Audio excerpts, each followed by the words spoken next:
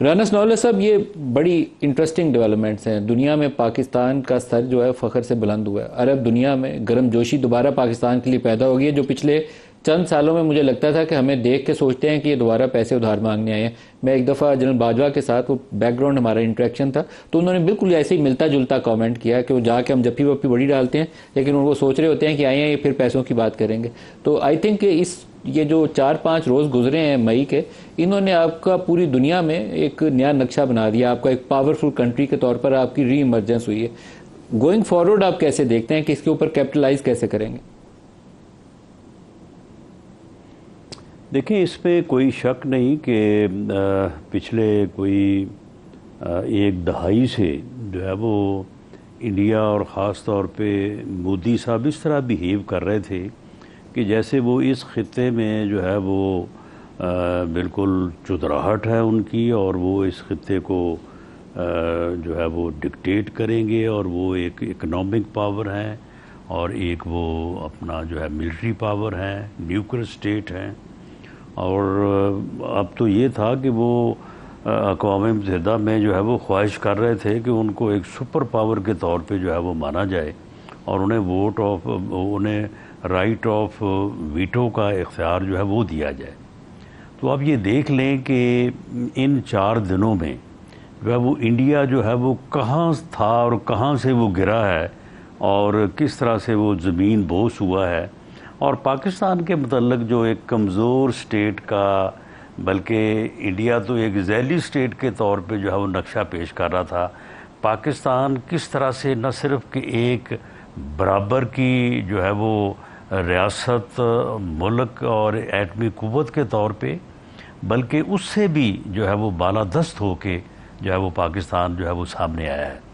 اور پاکستان نے ہر محاذ پہ، وہ جو ہے وہ ملٹری کا محاذ ہو، جنگ کا جو ہے وہ معاملہ ہو، یا وہ ڈپلومیٹک سائیڈ ہو، یا وہ اسلامی ملکوں کا جو آپس میں ایک دوسرے کو جو ہے وہ سپورٹ کرنے کا معاملہ ہے، یعنی ہر محاذ پہ پاکستان نے جو ہے وہ بہت ہی بہتر انداز سے جو ہے وہ اپنے آپ کو پیش کیا.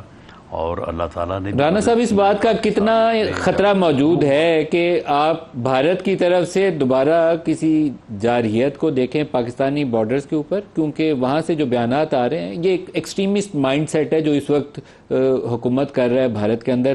اٹل بہاری واجپئی کا تعلق بھی بی جے پی سے تھا، لیکن وہ ایک ڈیفرنٹ پرسن تھا. وہ جب ادھر لاسٹ ٹائم انہوں نے وزٹ ہوا تھا تو ان لوگوں سے وہ وائبز نہیں تھی ملتی جو نریندر مودی سے ملتی ہیں. یہ تو جیسے وہ ٹی ٹی پی ٹائپ لوگ ہوتے ہیں نا، اس ٹائپ کی سے وائبز آتی ہیں. تو اگر وہ دوبارہ ایسی کسی جارحیت کا ارتکاب کرتا ہے تو اس کے لیے کیا حکومت تیار ہے؟ دیکھیں، اس کی 2 سائڈز ہیں. ایک تو اس کی جو ہے وہ ملٹری سائیڈ ہے، تو اس سائیڈ پہ تو ہماری جو ہے وہ پوری تیاری ہونی چاہیے، اور بالکل اسی طرح سے ہماری مسلح افواج اور سرحدوں کے محافظ جو ہیں، وہ خواہ فضاؤں میں ہوں، سمندر میں ہوں یا زمین پہ ہوں، وہ اسی طرح تیار ہیں اور اسی طرح وہ الرٹ ہیں کہ شاید کسی بھی لمحے جو ہے وہ دشمن جو ہے وہ اس قسم کی جارحیت کا، اس قسم کے کمینے پن کا جو اس نے مظاہرہ کیا 6 اور 7 مئی کو، وہ کر سکتا ہے. اور ایسا ہی الرٹ ہونا چاہیے، ایسی ہی جو ہے وہ تیاری ہونی چاہیے. جہاں تک پولیٹیکل سائیڈ اور گورنمنٹ سائیڈ کے اوپر ہے، تو اس پہ ہماری یہ کنسیڈرڈ اوپینین ہے کہ جو ہندوستان کے ساتھ ہوئی ہے اور جس طرح کی صورتحال جو انہیں پوری دنیا میں ملی ہے، تو اس کے بعد اور پھر جیسا مؤثر منہ توڑ جواب جو ہے وہ ملا ہے، انڈیا یہ جرت نہیں کرے گا. اور اس قسم کا کوئی جو ہے وہ خطرہ نہیں ہے.